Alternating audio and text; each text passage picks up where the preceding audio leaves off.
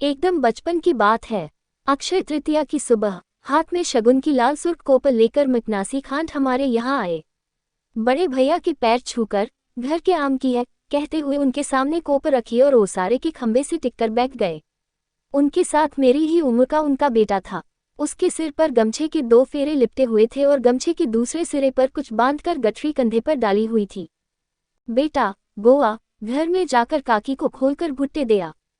गोआ अंदर गया, गमछा एक ओर रखकर सिर पर हाथ फेरकर मकनासी खान बड़े भैया की तरफ थोड़ा खिसककर पलती मारकर बैठे और उस ओर आश्चर्य से देखते रहे जिधर बड़े भैया घुटनों पर हाथ की कोहनी टिकाए सिर पर हाथ रखकर वही देख रहे थे। कुछ देर बाद अच्छी बात सुनाने जा रहे हों इस प्रकार बोले। मैंने कहा कि ... उद्धरण पर बड़े भैया का ध्यान बनता नहीं, अतः खनखार कर काफी जोर से बोले। मैंने कहा कि शामाल भाई अब वापस पढ़ने चल जाएंगे तो लाओ न 2 भुट्टे लेता चलूं। आखिर भुट्टे थे कुएं पर के।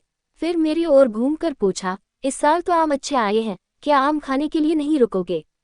और मेरे उत्तर की प्रतीक्षा किए बिना बड़े भैया की ओर घूमकर कहने लगे, पढ़ाई वहां बच्चों को तनिक भी शांति से रहने देती है, पर भैया बड़े होंगे तब बलिष्ठ बनकर एक एक बोल के 1000 रुपये खड़े कर लेंगे। बड़े भैया ने कहा, पर अपने गांव के लोग कहाँ किसी लड़के को पढ़ने के लिए भेजते हैं। और तुरंत ही उन्होंने बही उठा ली, सिरे से बही को पकड़कर उसके पन्ने अंगुली के नीचे से फरफर फरफर आने दिए। इच्छित पन्ने पर अंगुली दबाई तब पूरे वक्त मुझे लगता रहा था कि मकनासी की जिंदगी के इतने दिन भैया ने चलाए, लेकिन आज के दिन आकर वे अटक गए। उन दोनों के बीच कुछ हिसाब की बातें चलने लगी। अंदर से आकर गोआ ओसारे की सीढ़ियों पर बैठा था, मैं पास ही में था। मैंने पूछा, कौन सी कक्षा में पढ़ते हो? वह समझा नहीं या पता नहीं क्या, पर उसने जल्दी जवाब नहीं दिया कि तभी मकनासी जोर से बोल उठे, बड़े भैया आपका तो हम पर पहाड़ जैसा एहसान है, जिंदगी भर भुला नहीं सकता। मैं गरीब अपनी शक्ति के अनुसार बदला चुकाऊंगा, यह निश्चित समझ लीजिए। इस साल मेरा ये गोआ आपके यहाँ हलवाही करेगा, फिर तो पूरा न यूं भी 20 रुपये देकर आपको हलवाहा तो रखना ही पड़ता न, तो इतने में मेरे 15 उतार देना, अतः मेरे सिर से आपका कर्ज उतरा और अगले जन्म में मुझे आपके यहाँ बैल बनकर जन्म न लेना पड़े। कैसी मुसीबत के समय आपने मुझे 12 रुपये दिए थे, भगवान आपको बादशाही बख्शे।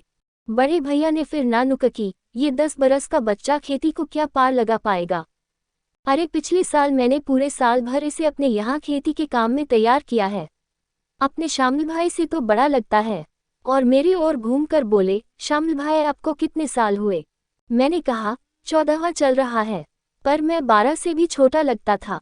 मेरे गोआ को तो आती होली पर 15वां बैठेगा, 15वां, और फिर साल भर में पूरे आदमी की तनख्वाह लाएगा 25 रुपये, और 4 बरस में 5 बीसी की कमाई इकट्ठी हो जाएगी तो उसके लिए एक सुंदर कन्या ले आऊंगा और वह अपनी घर गृहस्थी शुरू करेगा, फिर हम निश्चिंत।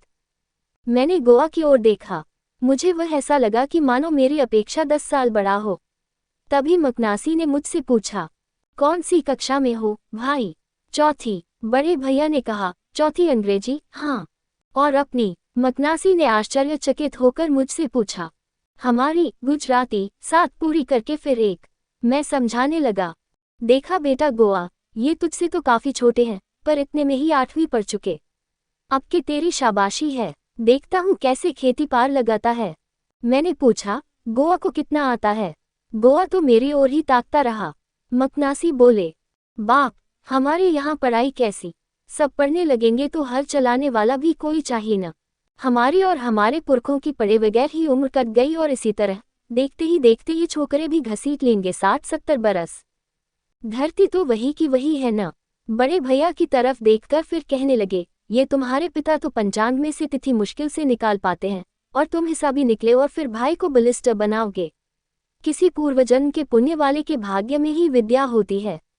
हम तो काला अक्षर भैंस बराबर है, पर कौन जानता है कि हमारी संतान भी होशियार निकल जाए और नाकेदार की साहबी नौकरी करने लगे। कुछ कहा भी तो नहीं जा सकता। बड़े भैया ने फटाफट कागज तैयार किया और मकनासी की इच्छानुसार हिसाब चुकता कर लिया। बोले, लड़का अगर अच्छा काम करेगा तो इनाम देकर तुम्हें खुश करेंगे। कपड़ों में तो एक कुर्ता, एक धोती, एक गमछा, लट्ठे का फेटा और कोरा की चादर, इतना ही न। बरसात बीतते ही अड़पोदरा के जूते मंगवा देंगे, बस हो गया पूरा। फिर तो उस दिन भाभी ने मुझसे बहुत सारे चक्कर कटवाए।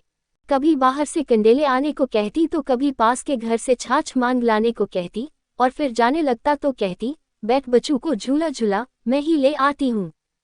मुझे पूरे समय लगता रहा कि गोवा मेरी गतिविधियों पर नजर रख रहा था। कंडे लेने गया तब तो उसने मेरी मदद भी की और सूखे सूखे निकाल दिए। बड़े भैया ने मकनासी से ढीले पड़े हुए पशु बांधने के खूंटों को फिर से मजबूत गड़वा लिए और यूं ही पड़ी हुई लकड़ी के 2 गट्ठों को कटवा लिया। दोपहर में जब भाभी का दुर्गा स्कूल से आया तो भाभी ने उसे और मुझे रसोई से बुलाकर खाने के लिए और यूं ही पड़ी हुई लकड़ी के 2 गट्ठों को कटवा लिया। दोपहर में जब भाभी का दुर्गा स्कूल से आया तो भाभी ने उसे और मुझे रसोई में बुलाकर खाने के लिए बैठा दिया। मकनासी और गोवा को बरद्वान में बैठाया। ये देखकर मुझे आश्चर्य हुआ कि कल मेहमान आए थे तो भी मिठाई नहीं बनी थी और आज इन लोगों के स्वागत हेतु भाभी ने कंसार बनाया है।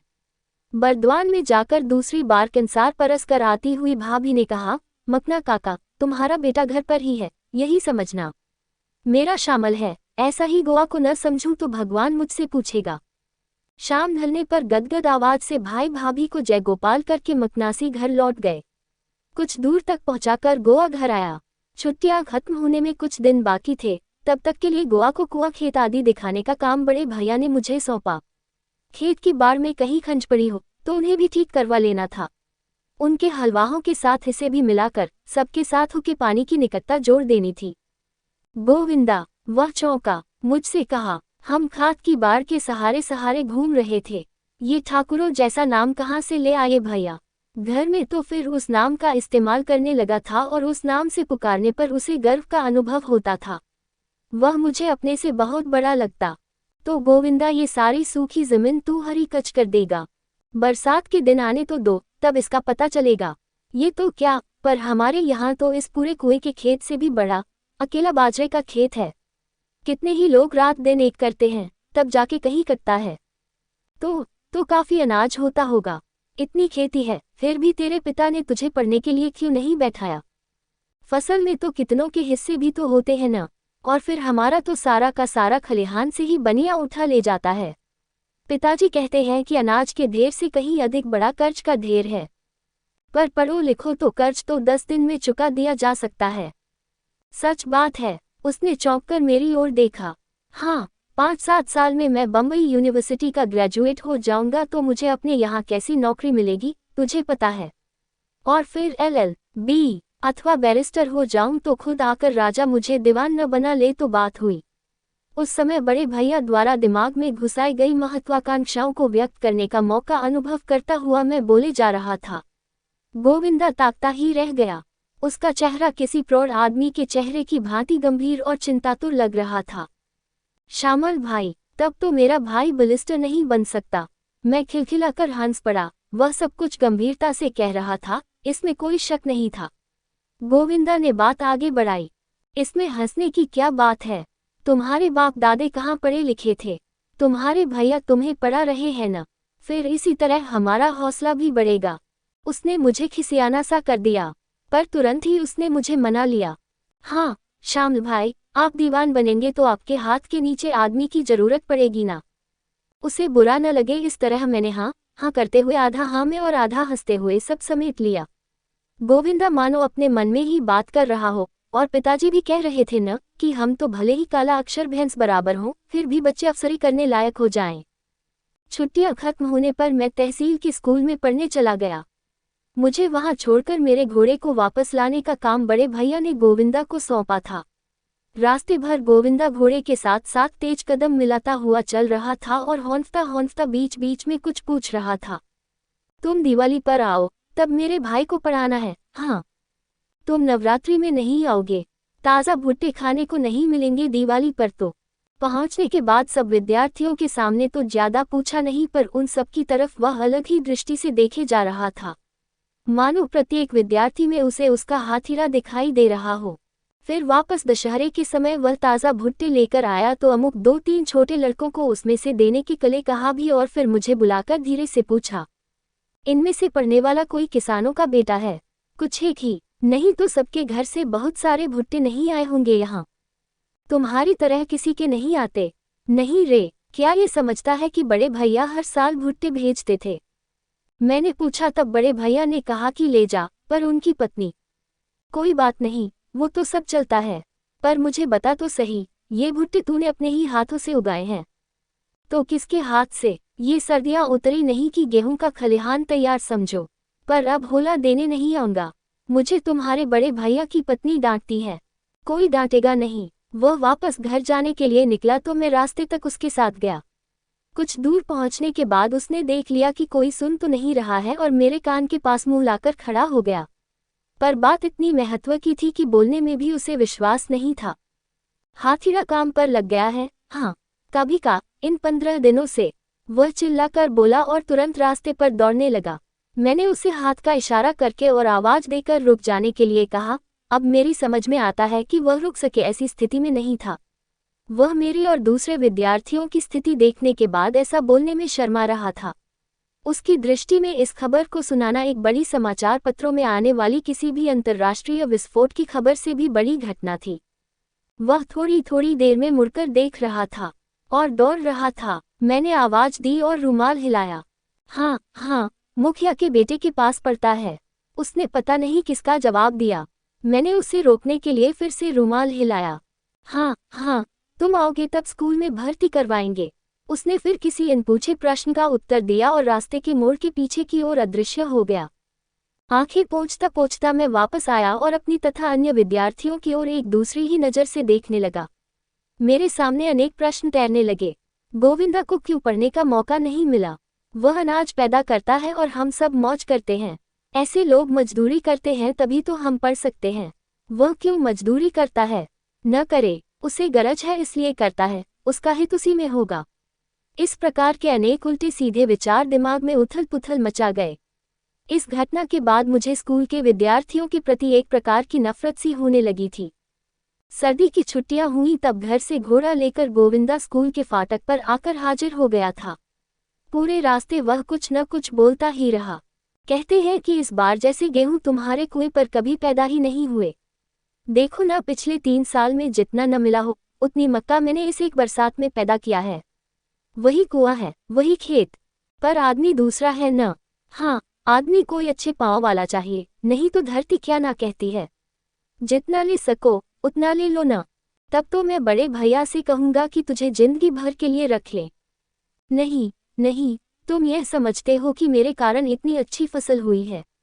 भूल रहे हो, भूल। तो तुम सोचो जरा, बताओ जरा। मैंने तो खेती देखी भी नहीं थी, फिर भी कहता हूं कि खेती तुम्हारे कदमों से ही अच्छी हुई है। कह रहा हूं, मेरे पांव से नहीं। इतना भी समझ में नहीं आता। हाथीड़ा के पांव से।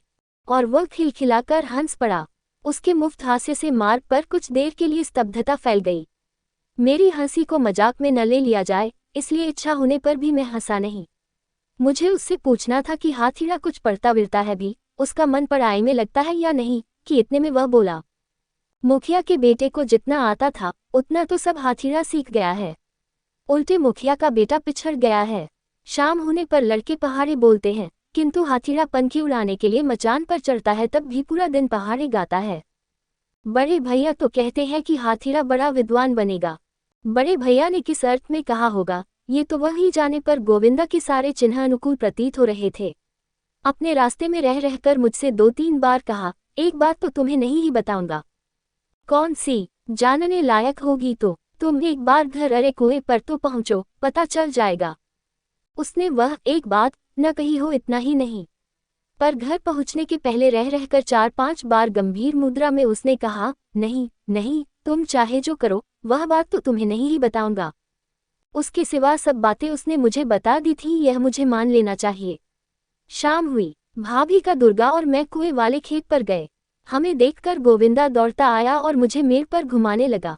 देखो, इसमें इतना मक्का हुआ, इस खेत में इतने गेहूं होंगे, इस खेत में से मोठ पैदा किए और चना बोना है आदि। मेरी समझ में न आए ऐसी बहुत सी बातें उसने एक श्वास में कह डाली। मुझे लगा कि गर्मी में जिस सूखी पड़ती जमीन पर हम एक साथ घूमे थे उसे उसने कितनी हरी भरी बना दिया है। मैं उसके सामने देखता रहा। मुझे वह कितना बड़ा, जैसे 2-3 पीढ़ी बड़ा आदमी लगा। वह दिखाने ले जाना, गोविंदा, भाभी के दुर्गा ने कहा। मैंने पूछा, क्या? कुछ नहीं, चले आओ मेरे पीछे पीछे, कहता हुआ गोविंदा चलने लगा। रबी के मक्के के 2 खेतों और गेहूं के बड़े खेत की मेरे जहां मिलती थी, वहां कुछ छप्पर जैसा दिखाई दिया कि तुरंत ही वह बोल उठा, देखो वह मड़ई, और खुशी खुशी वह आधा नाच सा उठा। किसने बनाई? मैंने। खंभे मैंने काटे और उठा लाया हाथीरा। पहले उसे सूझा कि हम कुएं के खेत पर मड़ाई बनाएं। देखते देखते हाथों हाथ इसे खड़ी कर दी। छप्पर ठीक लग रहा है न भैया? हम मड़ाई के पास आकर भीतर और आसपास से उसे देखने लगे। उसे छोटी झोपड़ी कहा जाए तो भी चलेगा, पर झोपड़ी शब्द में तो घर का बोध होता है। किसान को घर की माया कैसी? उसे तो सर्दी की ओस से बचने के लिए सिर पर छप्पर जैसा कुछ चाहिए। उसे 4 खंभों पर टिका दे तो बड़ा महल हो गया, नहीं तो बड़े छायादार वृक्ष ही हमेशा के लिए छप्पर होते हैं। देखो यहाँ हाथीरा बैठकर पाठ तैयार करता है। उसने घास की बैठक की तरफ अंगुली दिखाई। मड़ाई के छप्पर के नीचे दोनों ओर 2 घास के बिछोने थे और बीच के अलाव में लकड़ी का एक मोटा कुंदा जला पड़ा हुआ था।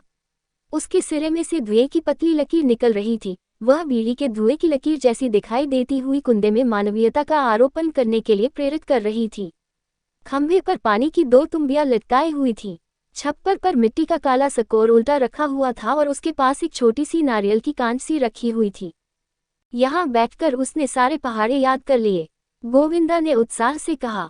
तभी भाभी का दुर्गा मेरी बांह खींचता हुआ बोला, मेरे पास से किताब लेकर बेकार ही फाड़ डालता है। ऐसे कहीं पढ़ा जाता होगा चाचा। और उसने मुंह बिचकाकर ओठों पर आई मखौल भरी हंसी दबा ली। गोविंदा को यह जरा भी अच्छा नहीं लगा।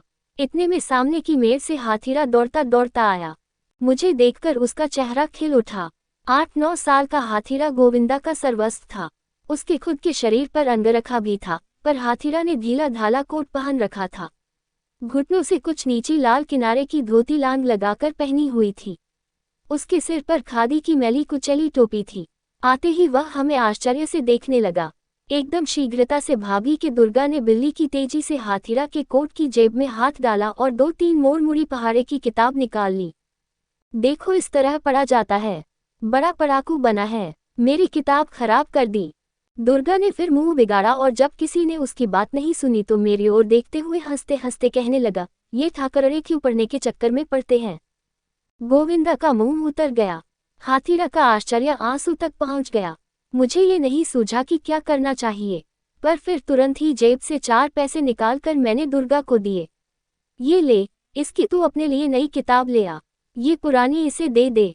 दुर्गा खुश हो गया, क्योंकि पट्टी पहाड़ा 1 पैसे में ही मिल जाता है, यह मैं जानता था। किताब मिलने पर हाथीरा खुश हो गया। गोविंदा अजीब आभार भावना से नीचे देखता रहा। तुम्हारे जैसे न हो तो फिर हमारी पढ़ाई कैसे हो? मैंने कहा, कल हम हाथीरा को स्कूल में भर्ती करा देंगे। मास्टर जी मेरे पहचान के हैं, इसलिए खास ध्यान रखेंगे। गोविंदा बेहद खुश हो गया और फिर सब लोग खुश हो गए। अब तो वह बात बतानी है न? अरे तुम भी कैसे हो? वह बात तो तुम्हें बता भी दी न अभी, छप्पर से बिछोने तक। गोविंदा खिलखिला के हंस पड़ा और उसकी मड़ाई पर फिर से एक दृष्टि डालकर मैं घर चला आया। एक दिन मैं टहलता हुआ मड़ाई तक पहुंचा। छप्पर पर मेरी दिशा में सूखने के लिए एक गमछा लटकाया हुआ था, अतः मैं एकदम वहां तक पहुंच गया तो भी मड़ाई के नीचे बैठे दोनों भाइयों को मेरे आगमन का पता नहीं चला। उनकी बातचीत सुनकर मैं आगे बढ़ता बढ़ता रुक गया। दोनों भाई खाते खाते बातें कर रहे थे।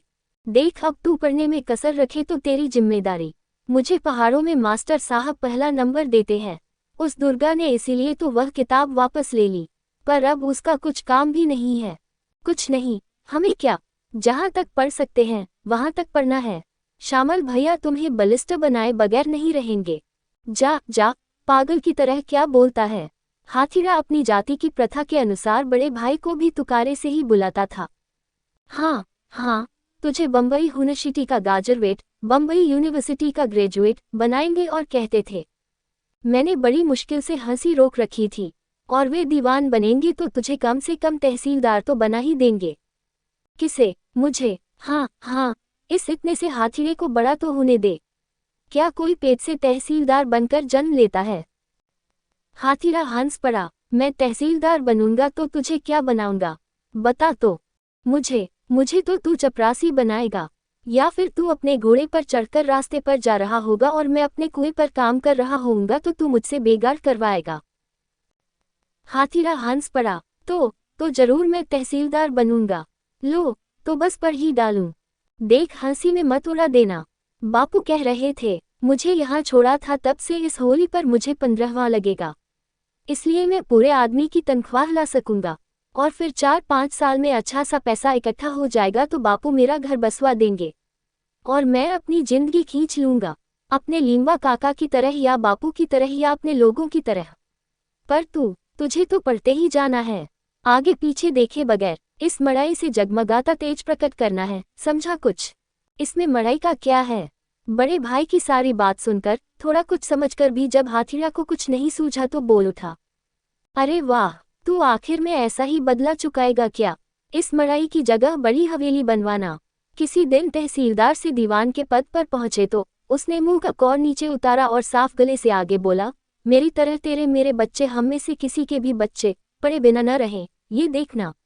अरे तू बड़ा आदमी बनेगा तो तुझे यहाँ स्कूल बनवाने में क्या तकलीफ पड़ेगी? वह तो ठीक है, पर मुझे स्कूल के लिए देर हो जाएगी, मेरा नंबर चला जाएगा। ला थोड़ी सी कड़ी दे तो अपने में से टुकड़ा गिला हो इतनी सी। मैं थोड़ा खिसक कर उनके सामने गया। गोविंदा उसके सिकोरे में से थोड़ी सी कड़ी हाथीड़े की कांचली में डालने जा रहा था तो चौंक उठा, जो थोड़ी कड़ी थी उसमें से थोड़ी नीचे फैल गई। मैंने कहा, घर से ज्यादा कड़ी क्यों नहीं लाता है? एक आदमी को चाहिए उससे तो ज्यादा ही देते हैं, पर हाथीड़ा और तू दो हो तो 2 आदमी जितना लाते तो। रोटला बाजरे की मोटी रोटी एक ज्यादा मिलता है, वही क्या कम है? थोड़ी और कड़ी लाने में क्या जाता है? तेरे कारण हाथीड़े को हैरान होना पड़ता है न। पर हाथीड़ा कहाँ हलवा ही कर रहा है। हाँ, भूल ही गया, हाथीड़ा कहाँ हलवाहा है। और हाथीड़े की ओर देखकर मैंने कहा, दौड़ दौड़ स्कूल की घंटी कभी की बज चुकी है। और तुरंत ही खाना छोड़कर वह गोविंदा से तू खा लेना कहता हुआ दौड़ा। पढ़ने में कितना मन है इसका, कहकर मैं भी दोनों भाइयों के वार्तालाप की जुगाली करता हुआ चल पड़ा। छुट्टियां खत्म होने को थीं। 1-2 दिन बाद ही मुझे स्कूल जाना था। रात में दुर्गा को चुप कराने के लिए सिर पर हाथ फेरते फेरते भाभी ने कहा, श्यामल, स्कूल कब खुल रहे हैं? इस सोमवार को। क्यों? तेरे बदले में उस ठाकरे को पढ़ने भेजना है। तेरे भैया आए तो उसका तय कर दे, बड़ा पड़ाकू है भाई। और दुर्गा की पीठ पर हाथ फेरते हुए बोली, राजा बेटा चुप हो जा। मैं तो बुद्धू की भांति देखता ही रह गया।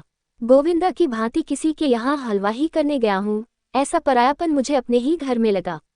भाभी ने हाथ का पंजा ऊंचा किया, वे ठाकरे के बच्चे मेरे दुर्गा के ऊपर नंबर रखेंगे और घर की रोटियां उन्हें खिलाकर अपनी दुर्गा को रुलाऊंगी, ऐसा नहीं होगा। मेरी तो मति मारी गई है। क्यों? फिर तो उन्होंने न जाने कहाँ से उस पट्टी पहाड़े वाली किताब की बात भी निकाली और मुझसे सफाई मांगी गई। बड़े भैया के आने पर बड़ी मुश्किल से बात निपटाई। अगले 2 दिन रहा, उस दौरान मैंने दुर्गा को पैसे देकर पटाकर परीक्षा समाप्त होने पर वापस आते वक्त उसके लिए कुछ लाऊंगा ऐसी रिश्वत देकर अगर वह खुद पहला नंबर लाएगा तो इनाम का लालच दिखाकर, और मेरे सामने तो वह बिल्कुल सच था, इसीलिए अनेक तरह से भुला फुसलाकर डर रिश्वत से उसको अपने पक्ष में किया। उसके द्वारा अथवा उसको पटाने पर भाभी के मन को मनवा सका। मुझे लगा कि गोविंदा में और उसके कारण हाथीड़े में जितना रस ले रहा हूँ उतना भाभी की दुर्गा में अथवा अपने में कभी मैंने नहीं लिया। और अब तो हाथीड़े के कारण दुर्गा में रुचि बढ़ने लगी थी। मुझे लगा कि होली पर आऊंगा तब तक हाथीड़ा निर्विघ्न पड़ सकेगा। घर से कुछ खास ज्यादा तो खाने के लिए देना होता नहीं और लड़के बेचारे मड़ाई में पड़े रहते हैं। हाथीड़ा पंखी उड़ाने अथवा दूसरा कुछ मोटा मोटा काम कर देता, अतः उसका बोझ हमारे घर पर नहीं था। मुझे स्कूल पर छोड़कर गोविंदा वापस आ रहा था। कोई बात नहीं सूझी, इसलिए मैंने उसकी मनपसंद बात छेड़ी, मैं होली पर तो आऊंगा। तब तक या उसके बाद हाथीड़ा बाल पोथी कर लेगा और पहली में आएगा। गर्मी में उसे पहली और दूसरी दोनों लिखा दूंगा। बहुत होशियार है। हाँ, खेती के काम में भी क्या कम होशियार है। मड़ाई का काम मैंने तो क्या किया है, सारा काम उसी का है। क्यारी सींचने में, बैलों को चराने में कहीं भी मुझसे कम नहीं। वाकई मुझसे भी होशियार है। नहीं, ये क्या कहा, तुमसे तो क्या होशियार होगा। पर अभी तो उसे काम करने देता हूँ, पर गर्मियों से बिल्कुल स्टॉप। बस जितना पढ़ सके उतना ही पढ़ता चले। काम करने वाले हम बैठे हैं न, मजबूत बाहों वाले, सब ठीक कर देंगे। अच्छा कहता हुआ वह घोड़ा पकड़कर रास्ते की ओर मुड़ा। घोड़े पर बैठा भी नहीं। अनुभवी व्यक्ति हो, दुनिया की चिंता का भार सिर पर हो और वह बेचारे चौपाए प्राणी पर अपना भार लादने की इच्छा न रखता हो, ऐसे परिपक्व पुरुष की भांति मुझे वह प्रतीत हुआ। माघ महीने में मैंने बहुत राह देखी। रास्ते पर भांति भांति के अनेक आकार वाले मनुष्य गुजर जाते थे, तो इन सब में एक गोविंदा भी हो सकता है। ये घटना कैसे असंभव हो गई, यह मेरे लिए उलझन बन गई। पिछले साल के किसान ने पेशगी पैसे दिए होंगे और बंटवारे की खेती में कुछ अड़चन आने पर चूक गया होगा और फिर पैसे लौटाए नहीं होंगे, अथवा और कुछ तो उसके खिलाफ बड़े भैया ने केस चलाया था और आज उसकी सुनवाई थी, अतः आए थे। होला की पोटली मुझे पकड़ाते हुए बोले। ठाकरड़ा कह रहा था कि बड़े भाई को होला दे आउन, मुंह में जुबान ही नहीं टिक रही थी। ले ताज़ा मीठा काफी सारा 5 सेर एक होला मेरे हाथ में आते ही दूसरे विद्यार्थियों को मुझसे कितनी ईर्ष्या हुई होगी, ये तो मैं ही जानता हूँ। उस समय मुझे तीव्रता से यह एहसास हुआ कि गोविंदा मेरा जबरदस्त शुभचिंतक बालक है। होली की छुट्टियों में किसके लिए क्या ले जाया जाए, इसकी उलझन हुई और कुछ भी न ले जाने का मार्ग सुगम निकला। घर पहुंचा कि तुरंत दुर्गा ने कुछ मांगा भी सही और मैंने उसको सीधा उत्तर नहीं दिया, पर 2-3 दिनों के बाद इस बीच के समय की सारी रामायण गोविंदा ने मुझे कह सुनाई।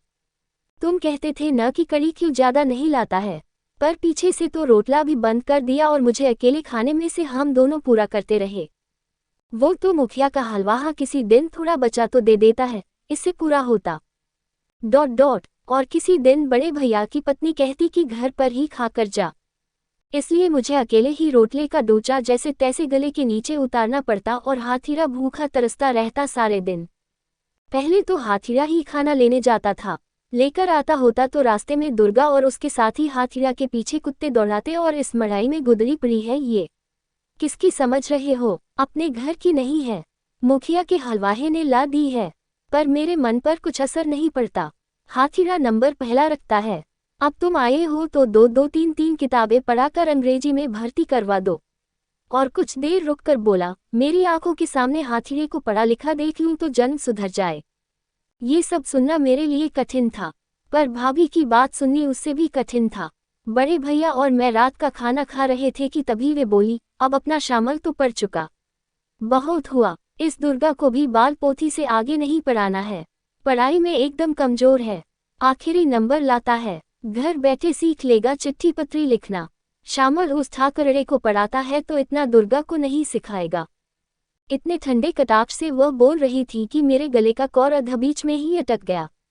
थोड़ा पानी पीने के लिए गिलास लिया और गिलास की ओट में देख लिया कि बड़े भैया की आंख में क्या है। बड़े भैया हमेशा ही कम बोलने वाले हैं, अतः उनकी नज़र ही मेरे लिए काफ़ी थी। यो देखा जाए तो वैसे भी मैं पूरी नज़र से उनके सामने शायद ही कभी देखता। दूसरे दिन भाभी ने मुझे आड़े हाथ लिया। ये ठाकरड़े तुम्हारे कुछ लगते हैं, और दुर्गा तो दुश्मन का होगा। कभी उससे पूछा भी है कि तुझे कितना आता है? रोज मास्टर पीटते हैं, फिर तो ठोकर लगने से थोड़ा भी दुर्गा गिर पड़ता, या खाते खाते खांसी आ जाती, या जल्दी जल्दी पानी पीते वक्त नाक से थोड़ा निकल जाता, तो उन सब प्रसंगों पर मेरी शामत आ जाती। अंधेरा हो गया था, मैं देर से घर आया था, बाहर ओसारे में बैठा था। भीतर से भाभी की आवाज आ रही थी, आप कहते हैं, पर इस शामल में भी कुछ अक्ल है। उस गोविंदा के भाई को सिर पर चढ़ा रखा है, उस ठाकरड़े को कुछ शर्म भी है। आज दुर्गा का हाल हुआ स्कूल में, बता तो अपने पिताजी को। और हिचकियों की ताल भरता हुआ गीत गा रहा हो ऐसे राग तानकर दुर्गा अपनी आप बीती सुनाने लगा। हमें पहाड़ा नहीं आया आ जा, इसलिए वह रुक गया। बड़े भैया की आवाज सुनाई दी, इसलिए क्या कह दे न झटपट, थोड़ा भी बोलना पड़े, यह उन्हें अच्छा नहीं लगता। उन्होंने अपनी जुबान का बहुत कम उपयोग किया होगा। कोई दूसरा भी बात करते समय जुबान पर शब्दों को सहलाया करे, यह उन्हें बिल्कुल पसंद नहीं था। ई सा ली ए हाथीरा पहला नंबर था। हम हम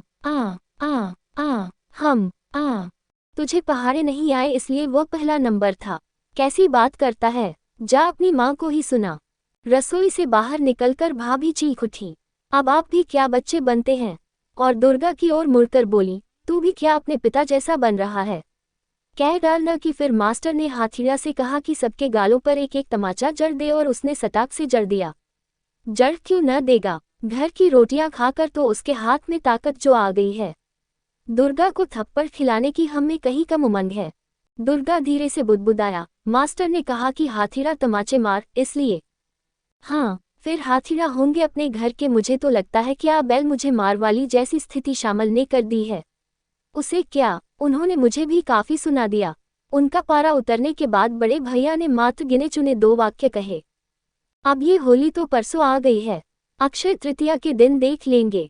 मैं तो इतना जानता हूँ कि मकनासी का हिसाब इस साल में निपट जाए तो बस। होली की शाम बहुत देर तक दुर्गा घर में दिखाई नहीं दिया, अतः भाभी घबराए मुझे बाहर ओसारे में किताब पढ़ता हुआ देख कर रुकी। कुछ परवाह है तुम्हें, सब पढ़ लिख कर बड़े पंडित हो रहे हो। मेरा बेटा इस नए दिन में किसी की टक्कर में आ जाएगा तो इसकी परवाह है किसी को, और ऊपर से सिकड़ी वाले बटन डालकर गया है। दूसरा घंटा भी निकल गया, अंधेरा हुआ कि भाभी का दिल बैठ गया।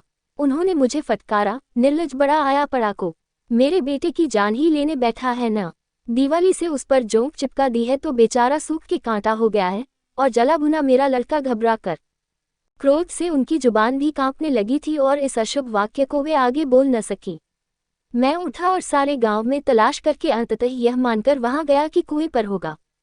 फाल्गुनी पूनम का चांद खेत की क्यारियों को दूध से भर रहा था। कुएं की जगत पर मुखिया का हलवाहा और दूसरे हलवाहे घास के बिछौने पर पड़े थे। जाकर मैंने पूछा, दुर्गा को देखा है क्या? मेरी आवाज से मुखिया के हलवाहे ने करवट बदली और आश्चर्य से उठ खड़ा हुआ। अरे, होली सुलगा दी अभी से, कहता हुआ वह पूर्व दिशा में मड़ई की ओर देखता रहा। कहाँ? अपने खलिहान की ओर, कहता हुआ गोविंदा उठ बैठा और पश्चिम दिशा की ओर देखता रहा। बिजली का कर्क छू गया हो ऐसे सब इकट्ठे होकर खलिहान की ओर दौड़े। बुद्धू की तरह मैं खड़ा खड़ा देखता रहा। 2 होलियां जल रही थीं। जलती हुई मड़ई के इर्द गिर्द 8-10 बच्चे खुश होकर उछल कूद मचा रहे थे। आग की लपटों के प्रकाश में मैंने दुर्गा को भी उनके बीच उछलता कूदता देख लिया। दूसरी ओर से गोविंदा हाथीरे और एक दूसरे लड़के की बाहें घसीटता हुआ लाया। गेहूं का पूरा खलिहान जला डाला। बड़े भैया मेरा क्या करेंगे? मुझे जिंदगी भर कोई हलवाही पर नहीं रखेगा, हाथीरा रोते रोते बोल रहा था। मुझसे इस मगन ने कहा कि वह दुर्गा मड़ई की होली जलाने आए हैं, तो फिर क्या हम दुर्गा का खलिहान नहीं जला डालेंगे? और वह जोर जोर से रोने लगा। मगन भी रो रहा था। गोविंदा की आंखों में से आंसू निकल रहे थे, पर उसके गले से कोई आवाज नहीं निकल पा रही थी। खलिहान को बुझाने में लगे हलवाहों का कोलाहल सुनाई दे रहा था। मैं तो अवाक ही रह गया था। पिछले साल एक किसान का भैया ने पीछा पकड़ रखा है, वह मुझे याद आया। मकनासी खाट का खाता निपट जाता, अब उसकी जगह पर इस खलिहान के हर जाने में जिंदगी भर एक लड़के को मजदूर बनकर रहना पड़ेगा क्या?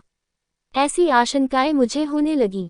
और होली के बाद का गोविंदा का 15वां साल, उसको पूरे आदमी की तनख्वाह, 4-5 साल की कमाई के 5 बीसे रुपये, सुंदर कन्या, घर बार सब गेहूं के खलिहान में धूम जल रहे थे। और किसी भी तरह से हाथीरे की पढ़ाई, भविष्य की बलिस्टर की पदवी, तहसीलदारी, स्मारक के रूप में मड़ई के स्थान पर हवेली का निर्माण, ये सब स्वप्न मड़ई की जलती ज्वालाओं में भस्म हो रही थी। धधकती अग्नि ज्वालाओं के आसपास होली खेलने वाले उछल कूद कर रहे थे। लैनदेनी कच्छु पूरी, लीछुआ एकलु देशु रे, खबरों रे लेशु होली ने वायदे, लाल केशा। दोनों होली की लपटें हवा के झोंके से थोड़ी झुकी और फिर सीधी हुई, फिर धीरे धीरे ढलने लगी। पर इसके अलावा एक तीसरी होली गोविंदा के हृदय में सुलग उठी थी और उसकी लपटें बढ़ती जा रही थीं। निश्वास भरकर वह बोला, हाथीरा, तू बलिस्टर बन जाए तो इतने खलिहान का नुकसान तो पलक झपकते ही चुका देना। जैसे मुझे उत्तर देना हो, ऐसे मेरी ओर देखकर बोला, तुम बड़े भैया से कह देना कि मेरे पिता को इसमें शामिल न करें। हाथीरा पलक झपकते ही भर देगा। जन्मांतरों से मृगजल के पीछे दौड़ने की आदत हो गई हो और उसमें जब इस प्रकार ब्रह्मभंग हो जाए तब उल्टे दुगुने जोर से मृगजल की आतुरता कैसे बढ़ती है, ये गोविंदा की हालत से पता चलता था। सहन करने की जन्मांतरों की शिक्षा के बाद इस जहर से घंट की क्या औकात है, इस तरह से वह मड़ाई की बुझती जा रही लिपटों की ओर देख रहा था और मैं उस बढ़ती चांदनी में उस छोटे बुजुर्ग व्यक्ति की वेदना की आंखों में से दूध की भांति टपकता देख रहा था कि कहीं दौड़कर खेत के उस छोर पर पहुंचे हुए होली खेलने वालों का फाग सुनाई दिया। तब मारे अब मारे हिसार चूकते, लाल केशा, तुम्हारा हमारा हिसास पूरा हो गया, लाल केशा। सामने मड़ाई की लपटें उसके छप्पर की राख पर सो जाना चाह रही थी।